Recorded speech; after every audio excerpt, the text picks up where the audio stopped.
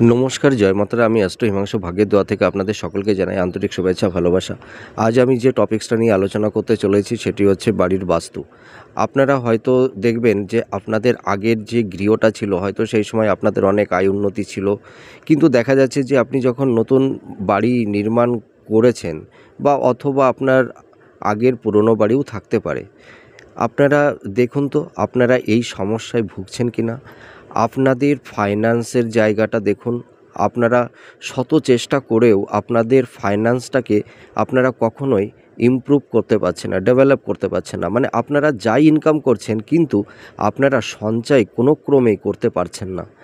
আপনাদের দেখুন তো প্রফেশনের জায়গাটা আপনাদের মানে দিনের পর দিন সেটা খারাপ অবস্থার মধ্যে ডুবে যাচ্ছে কি না।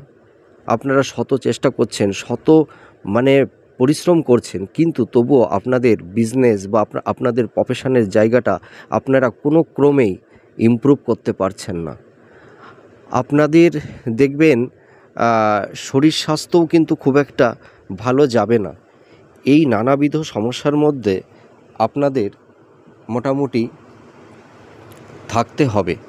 আপনাদের আর্থিক শ্রীবৃদ্ধি মানে এত পরিশ্রম করছেন তবুও আর্থিক শ্রীবৃদ্ধি কোনো ক্রমেই আপনাদের ইমপ্রুভ হচ্ছে না। নানাবিধ সমস্যা। তাহলে কী জন্য হচ্ছে জানেন? আপনার বাড়ির বাস্তু সমস্যা।